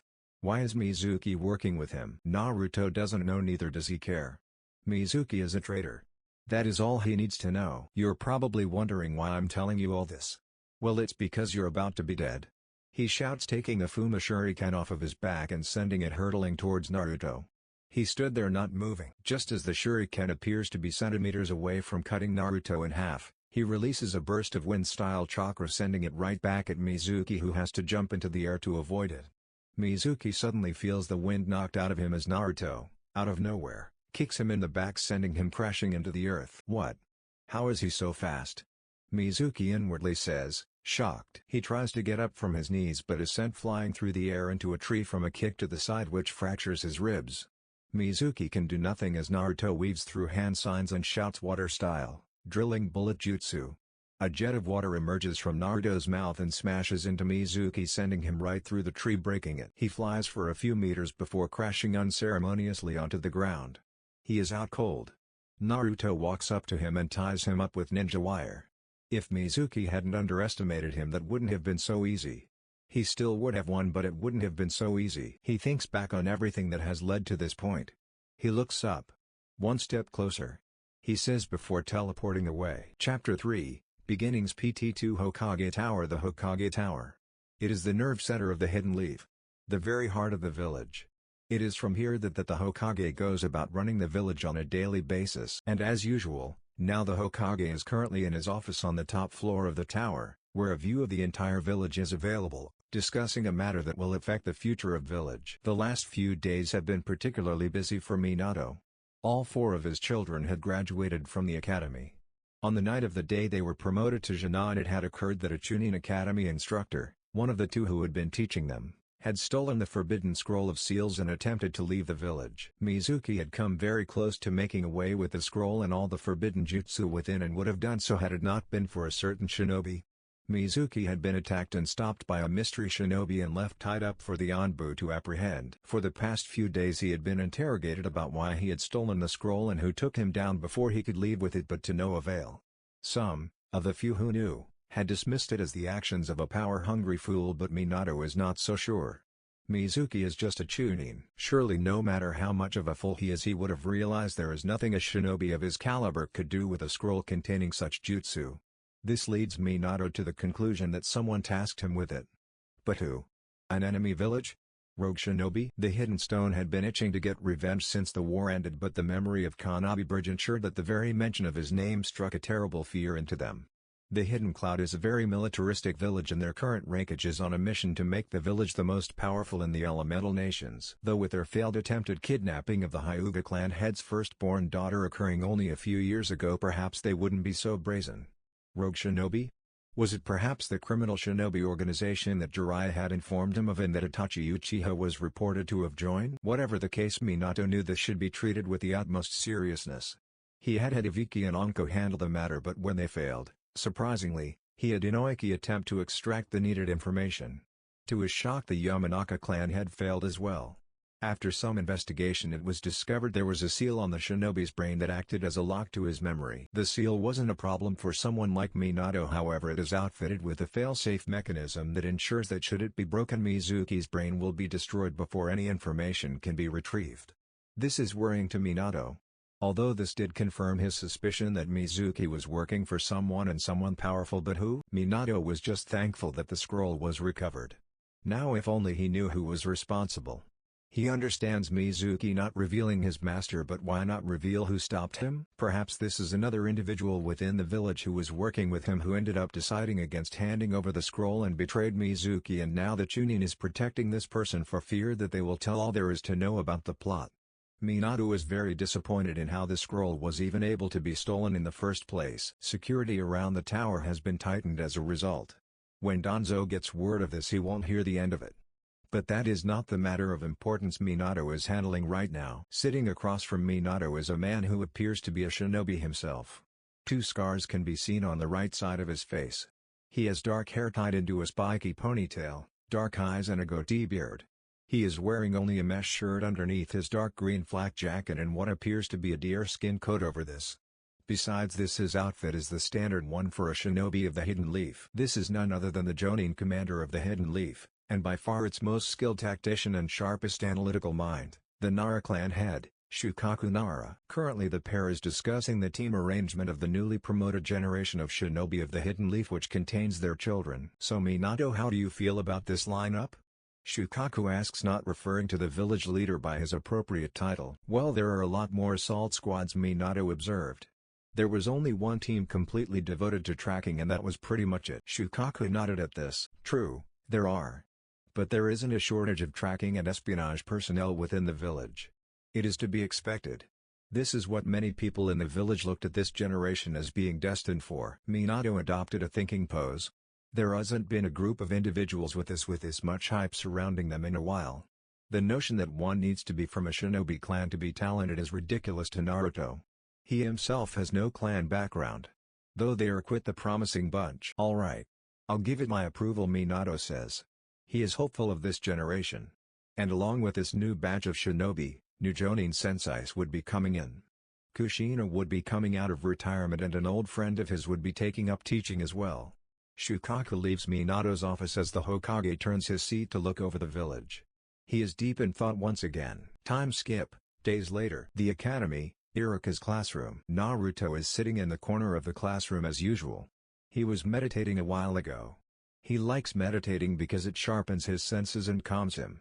As more Genon trickled into the room, the level of noise rose until he could no longer concentrate. So now he is just thinking. It's been exactly a week since he was promoted. He is here to meet the team he was assigned to and his new sensei. It has also been a week since he stopped Mizuki. The blonde is thinking about what Mizuki said. My master, Orochimaru, he had said. From all the research he had conducted on Orochimaru in the past week, Naruto had been able to assess that he was a very power-hungry individual, so his attempt to acquire the Forbidden Scroll of Seals shouldn't be surprising. Naruto realizes he has put himself in a bit of a predicament. He wants to notify the Hokage of Orochimaru's involvement, but that would mean exposing himself. He isn't quite ready to do that yet. He does plan on finally revealing his true strength, but not so soon. He isn't worried about Mizuki ratting him out. He knows how deep some people's hate for him runs. Mizuki won't want the demon fox brat to be recognized as a hero for taking him down. Naruto has his hood up and his head down, but he can still feel a pair of eyes on him. There are 4 people who make a habit of watching him in the class. Yaoi and Iruka haven't arrived yet. He deduces from the positioning that this is Sasuke Uchiha. It isn't surprising to him. He does this quite a bit. Ever since Naruto was attacked by Itachi 3 years ago, Sasuke has made a habit of discreetly examining him. He had heard the raven-haired boy had suffered a similar attack at the hands of his older brother. Naruto had observed the behavioral changes that resulted from this. Before the Uchiha massacre, Sasuke had been a confident, energetic boy, but after he became more cold and reserved. Naruto detects 4 chakra signatures approaching the classroom, 3 of them closer than the 4th. He lifts his head, takes off his hood and sits up straight with his arms crossed. Not long after, in walk the princesses of the Hidden Leaf and the prince of the Hidden Leaf. Menma, Mito and Yaoi are dressed in their usual attire. Menma is wearing a red jacket with a black flame motif along the bottom and along the end of the sleeves with the zip left open. Beneath this he is wearing a white shirt with the kanji for fire on the front. He is also wearing black pants and blue shinobi sandals. His headband is strapped around his head, keeping the bangs of his shaggy hair out of the way but only a bit. Mito is wearing a red, open front battle dress. It ends just above the knees, and underneath this she is wearing short tights and blue shinobi sandals that reach just mid-calf. Her long red hair is tied in a ponytail that reaches her mid-back. She is also wearing blue wristbands. Her headband is strapped around her waist. Yaoi is wearing a pair of tight blue shorts underneath which she is wearing mesh pants that reach her ankles. She is also wearing blue sandals and a midriff white top that exposes her belly button. As always, her hair is tied in pigtails and her headband is strapped around her neck. The arrival of the hero trio of the Hidden Leaf earns swoons and murmurs from their respective fan clubs. Menma, you're here. Look at him. He's so cool. Yaoi is so hot. Mito, marry me. She's incredible. The 3 walk into the classroom behaving completely oblivious to the shouts and murmurs. They have gotten used to this sort of treatment. They walk to their seats and sit down, Menma high-fiving Kiba. Man, they can't get enough of you. Kiba compliments. What can I say, I'm irresistible. Menma brags. Mito smiles and greets her friends. Hi. Mito greets Hinata. Hey Hinata, Kaori, you ready? She asks. The 2 nod. Yaoi, meanwhile, is with Mito, Kaori and Hinata but is not paying attention to them. She is looking to the back of the class at Naruto. Naruto realizes that Yaoi is looking at him, but he is behaving obliviously to this. He hadn't lifted his head to see these 3 but rather for Iruka, who should be arriving any second now. Hey Yaoi. Yaoi sighs in an exasperated manner. She turns her head to see Kiba standing in front of her. How are you? Kiba asks. It is no secret that Kiba is infatuated with Yayai. Members of the blonde girl's fan club begin to protest. The Inuzuka dares them to do something right. Iruka shouts walking in. Quiet down. Kiba, sit down. No one listens and it looks as if a fight is about to break out. Iruka sighs before performing his big-headed jutsu. Shut up. He yells. There is silence. Kiba finally sits down. Right now, first of all, I would like to congratulate Menma Uzumaki Namikaze and Sasuke Uchiha for tying for Rookie of the Year, he says, causing applause to erupt throughout the room, particularly from the two boys' fangirls. Sasuke displayed his trademark scowl while Menma smirked cockily. And I would also like to congratulate Satsuki Uchiha and Mito Uzumaki Namikaze for tying for top kunoichi, he says, causing another eruption of applause to occur, this one laced with whistles. Yayai is clapping happily. She would have tied with Mito and Satsuki, but they had bested her on accuracy and theory. Menma had bested both her and Mito on physicality. Mito is looking at Satsuki out of the corner of her eye. I will. Satsuki glances at Mito, who is looking at her, and simply looks back at Iruka, causing Mito to clench her fist and grit her teeth. So with that out of the way, it's time for all of you to find out your team placements, but before that, Naruto tunes Iruka out, knowing the Chunin is giving another of his long-winded speeches. He wonders who is going to be teamed with. He would prefer anyone to his siblings. The advantage of being perceived as the dead last is that he would likely be teamed with at least one strong person. He continues to ignore Iruka. Years of tuning out Akasada when he was rambling or bragging had allowed him to develop this skill. He continues to ignore Iruka until he sees him look down to the clipboard in his hands. Right. The following are the squads you are all assigned to. Naruto listens but isn't really interested until the notable Chunin begin being named. Team 7 will consist of Menma, Mito and Yayai Uzumaki Namikaze, the three grown at their luck. Even on duty they can't get away from each other. I'm going to give Dad a piece of my mind. They all inwardly say at the same time. Your sensei will be Kushina Uzumaki Namikaze. Iruka continues with a surprised look on his face. The three siblings are shocked. They were not expecting their mother to be their sensei. Murmurs of protest fill the room. Many are about how three of the strongest kids are on the same team family, and how it is unfair, while many are also the cries of members of the three's respective fan clubs. Ino has tears streaming down her face and Sakura is smirking. There, Ino. You never really had a chance in the first place. I mean, only true love can prevail. Team 8 will consist of Kiba Inuzuka, Hinata Hyuga, and Shino Aburame. Your Jonin senseis will be Kurana Yuhi. Iruka continues. Team 9 is currently active. Team 10 will consist of Sakura Haruno, Shikamaru Nara and Choji Akimichi. No, Sakura cries, throwing herself on the floor while Ino laughs loudly at her. Ha! I may not be on the same team as Menma, but at least I'm not stuck with those two hopeless sacks, Ino says, pointing at Choji and Shikamaru.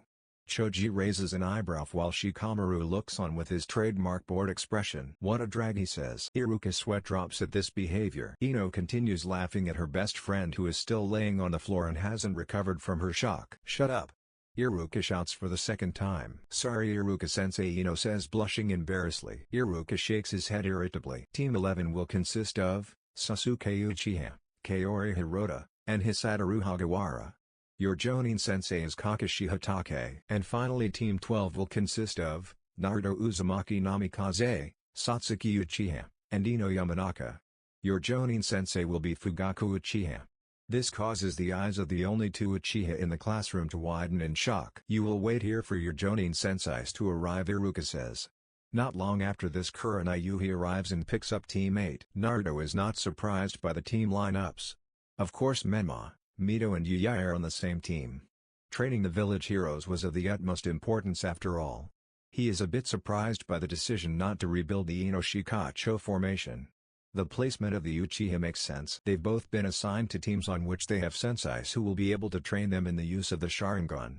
As for him and the team he had been assigned to, well, from what he knew, Fugaku Uchiha is the head of the Uchiha clan and the father of Itachi Uchiha. He is known and feared throughout the shinobi world as Fugaku of the Wicked Eye for his prowess with the Sharingan, another one of the legends born during the Third Shinobi World War. He is yet another candidate who was considered for the role of Hokage. He is quite excited to be assigned to such a strong shinobi. Naruto doesn't know much about Ino. She is the heiress to the Yamanaka clan and the daughter of the clan's leader, Inoiki Yamanaka. She is Sakura Haruno's best friend and has a crush on Menma. That is pretty much all he knows. He isn't too sure about her. It seems to him like her eyes haven't been opened to the cold realities of the shinobi world. And then of course there is. Satsuki has been watching him out of the corner of her eye. Naruto Uzumaki Namikaze. Before, the only thing that made him of any concern to her was the fact that he was Mito's brother, and even then they didn't seem close, so she didn't know much about him. And then that terrible night came. The night that robbed her of the one person she adored, admired and trusted most besides her mother. The night that took her twin from her.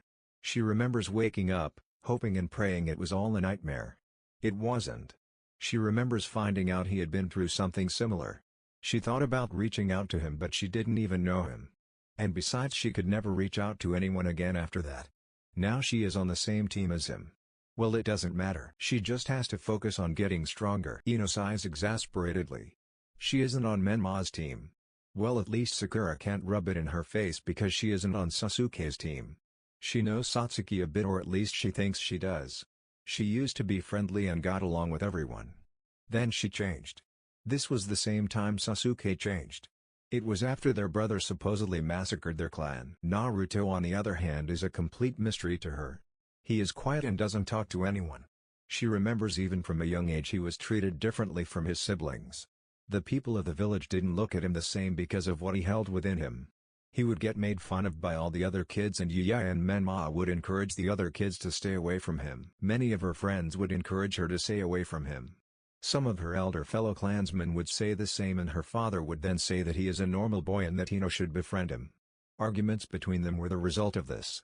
This led Ino to follow the common belief that Naruto was a troublemaker and to stay away from him, or sometimes even ridicule him. Now she is on the same team as him.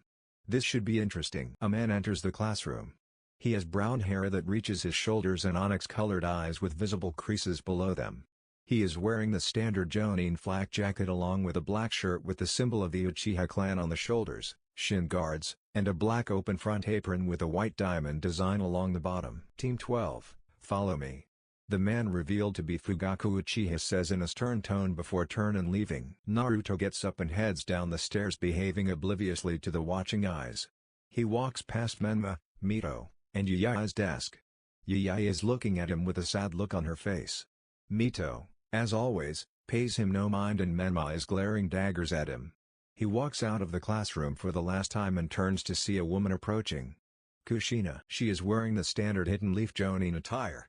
Her headband is strapped around her head and her red hair is tied in a ponytail. Naruto, she says with a smile on her face. Lady Kushina, he responds, bowing with a blank look on his face, and walking off, leaving behind a very sad-looking Kushina. Naruto takes some time to study his teammates. Satsuki is dressed in a skirt that is above the knees. The skirt has a slit that goes down the right thigh, which is wrapped in bandages, which allows her to draw her kunai from its holster. She is also wearing black knee-high shinobi sandals. On her upper body she is wearing a dark blue long-sleeve midriff top that exposes the shoulders and bears the crest of the Uchiha clan on the back. Her jet black hair is cut above the shoulders and kept out of the way of her heart-shaped face. Ino has fair skin, blue eyes and platinum blonde hair that she wears in a ponytail that extends to her waist, with bangs that frame the right side of her face. Ino is wearing a purple outfit consisting of a high-collar blouse and a matching apron. She has bandages on her abdomen and legs. She is wearing white arm warmers with a purple trim, and her headband is worn as a belt. Training Ground 12. Naruto, Satsuki and Ino are all sitting in front of Fugaku, who is sitting atop one of 3 wooden stumps. The group have introduced each other to one another and told of their likes-dislikes, hobbies, etc. Naruto ensured he gave away as little as possible. Naruto doesn't consider himself to be dense. Fugaku grew up alongside Minato. The two are close friends. He knows that one of the main reasons he is on Fugaku's team is because the Hokage trusts him and has most likely assigned him to a long-term mission to observe him and analyze him. Alright then, now it's time for you to take your graduation test. What do you mean? Ino asks. We've already been promoted. Not really, Fugaku replies. That was only a means of weeding out those truly capable of being shinobi. And this is a means of acquiring the best out of those capable. Naruto isn't surprised.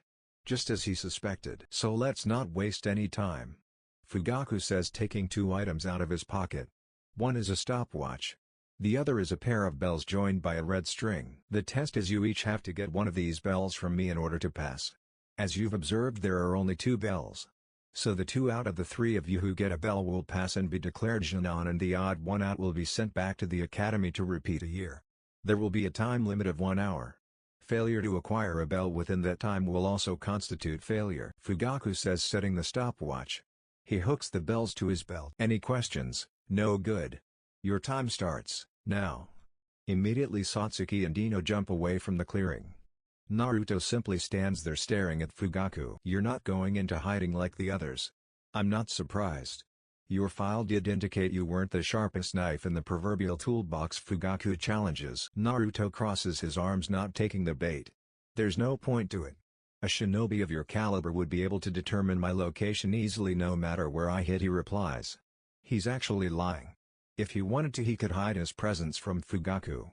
He just doesn't want to hide. Fugaku smirks. An astute observation. Meanwhile with Satsuki is tense. She is hiding in a tree looking down at Naruto and Fugaku, who are having small talk. By the end of today someone will have failed and been sent back to the academy. She has to make sure it isn't her. As long as she gets to keep her headband, it doesn't matter what else happens. PSSSSST, Satsuki Ino says, causing the Uchiha girl to jump in fright and whip around with a kunai in hand. Why are you sneaking up on me?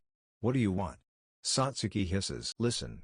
We're up against a Jonin here. We can't go in on our own.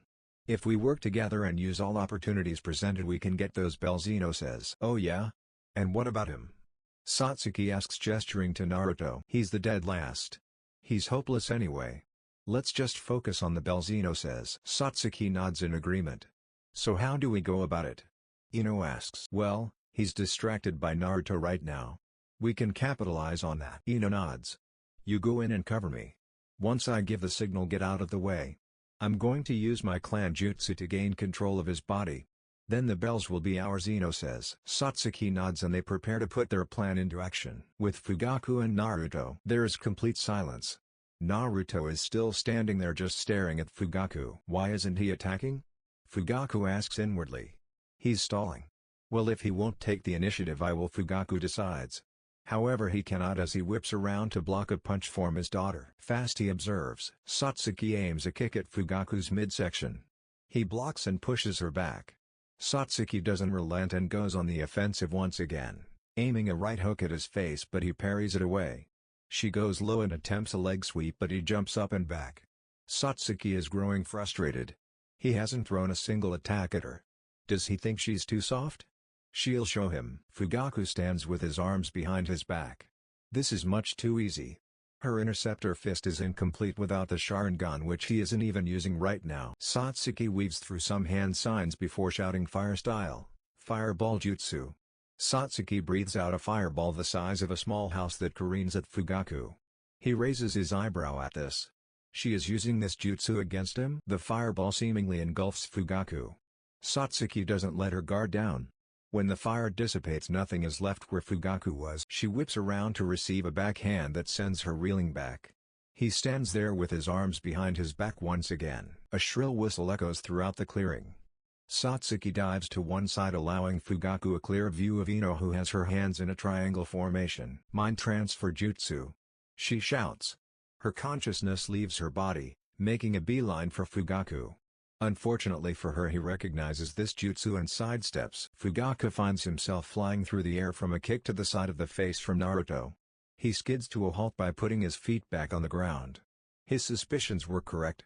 Naruto had been lying in wait for his teammates to attack without him so he could use them as a distraction. Naruto suddenly appears behind Fugaku, aiming a chop at his neck, but the Uchiha clan head whips around and grabs Naruto's hand. He's fast. Amazingly strong too, observes Fugaku. Naruto continues his assault, attempting a spinning kick which Fugaku kneels to avoid. He is forced to jump out of the way as the blonde brings his foot down on the ground where Fugaku was kneeling, causing a spiderweb of cracks to appear in the ground from the impact. Fugaku skids to a halt. Satsuki is shocked. How is this possible? The dead last is fighting her father, an elite shinobi, on equal ground. What is going on? Fugaku asks himself. Naruto is supposed to be the dead last of his generation. And yet here he is displaying Jonin-level speed and strength. Clearly the Academy's files were mistaken. He's been hiding his strength. Fugaku says to himself, a smirk appearing on his face. Naruto is smiling as well. He is trying his best not to look giddy with excitement. He hasn't had a fight this good since Akasada. "Alright, I've entertained myself enough for now," he says inwardly. He weaves through hand signs before shouting water style, tidal wave jutsu. A large wave of water rushes at Fugaku. He used a water style jutsu like that without a bodies of water? He must have a strong affinity to it, he observes. The man weaves through hand signs of his own. Fire style, dragon flame jutsu. A humongous dragon made of fire emerges from Fugaku's mouth. The two jutsu collide and a battle for dominance ensues. Neither budges and then both dissipate and steam fills the clearing. The steam eventually clears, and when it does, Fugaku is standing alone in the clearing, the three kids gone. With Naruto. Naruto is jumping through the trees. He has Ino held in one arm and Satsuki in the other. He hops down and onto the forest floor once he is sure they are far enough from their opponent. Satsuki pushes herself out of his arm. "Let go of me!" she shouts, pushing herself off of him, blushing madly. "Why did you pull me away?" she asks angrily. Naruto looks at her blankly. "You were losing," he replies calmly. He lays Ino down on the floor. Her eyes flutter and open slowly. "Ino, are you alright?" Naruto asks. She groans. "The jutsu didn't work." "Listen. Our opponent is an elite Chunin. There is no point in attacking him like this," Naruto says, having figured the meaning of the test out. He looks to Ino. "Your jutsu left you in an extremely vulnerable position." He was familiar with it and was able to dodge it. "You were wide open," he says, causing Ino to look down and frown. He turns to Satsuki. "You use the interceptor fist of the Uchiha clan, so one could say you're at the biggest disadvantage of all. The man we're facing is the head of the Uchiha clan. He knows the ins and outs of that fighting style, all its strengths and weaknesses. He's much more proficient in it than you," Naruto states, making Satsuki angry. She is aware of how she is at a big disadvantage facing her father of all people. "You can't hope to face him using fire-style jutsu either. All of that leaves just me. I'm our best bet," he says. Satsuki resists a scoff. "It's not me being cocky. It's a fact. He's never seen my fighting style before and he doesn't know of the jutsu I have in my arsenal. I will be the cover. I'll go in and fight him head-on, and when the opportunity presents itself you will attempt to grab the bells," Naruto says. "Oh yeah? And have you forgotten there are only 2 bells?" she asks. They all look at each other. "Don't worry about that. You just focus on getting those bells. At this rate none of us will pass," Naruto says. He stands up. "Wait for my signal," he says. With Fugaku. Fugaku is standing in the clearing with his arms crossed. He is waiting for a move to be made. He had pretty much shrugged off Satsuki. He knows how she fights. It was foolish of her to attack him head-on like that. Inoiki's girl had teamed up with her and tried to use her clan's jutsu, but unfortunately for her he recognizes it from his younger days. But it was Naruto who really surprised him. The boy is incredibly fast and strong. He also doesn't recognize his fighting style. He is interested to see what else he has up his sleeve. Naruto drops down from a nearby tree. He walks a few steps and stops. "Back for round 2, huh?" Fugaku says with an uncharacteristic smile on his face. Naruto flashes a smile of his own. "This is going to be fun." He weaves through some hand signs. "Fire style, huh? Well, give this a try." "Wind style, wind or barrage jutsu." Balls of wind style chakra emerge from his mouth and head straight for Fugaku. He leaps out of the way and blocks the fist that comes at his face. The real Naruto meanwhile is standing not too far away. "Clone explosion jutsu," he yells. Fugaku's eyes widen as the Naruto who is in front of him begins to glow a white color. There is a huge explosion. Dirt and smoke rises into the air. Naruto whips around and jumps back as Fugaku narrowly misses him with a kick. Substitution jutsu. While in midair he whips out some shuriken and throws them down at the Uchiha, but he takes out a kunai and parries the incoming projectiles away. Naruto doesn't give Fugaku any resting time. As soon as he touches the ground he speeds forward. Fugaku puts his kunai up as Naruto suddenly appears in front of him and tries to cut him, only to be blocked. Naruto, who is holding the one kunai in a reverse grip, whips out another with his left hand and aims for Fugaku's midsection, only for Fugaku to block with another kunai. The two smirk at each other, but Fugaku realizes his kunai are being dented. He looks at Naruto's kunai. They are coated in chakra. Wind style. He jumps back as Naruto slashes at him. Naruto holds his hands next to his side. His hair begins to blow as wind-style chakra begins to gather. Fugaku sees a ball of concentrated wind-style chakra gather in Naruto's hands. "Can't dodge while you're in midair," he says to himself. "Wind style, godly wind from the mountain jutsu," he shouts, releasing the ball. firing it right at Fugaku. Fugaku curses. He holds his hand in a cross-hand seal, to Naruto's surprise. Shadow Clone Jutsu. A clone forms in midair next to Fugaku. It grabs Fugaku and throws him out of the way, taking the full brunt of the attack. The ball hits the clone and a large explosion is the result. Yet again dust and dirt is kicked up. Once it clears, Fugaku is standing with a few cuts to his right arm. That was close. Naruto wastes no time. He suddenly appears behind Fugaku and wraps his arms around the Uchiha leader. Fugaku tries to force himself out, but it is of no use. He's too strong. Satsuki, Ino now! Naruto shouts. Satsuki and Ino, who have been watching all of this in shock, leap from the trees and run straight at Fugaku. Fugaku breathes in and even with his hands restrained blows out a fireball that forces the two girls to leap out of the way. Fugaku, however, can do nothing about the clone that comes out of the ground with a kunai in hand.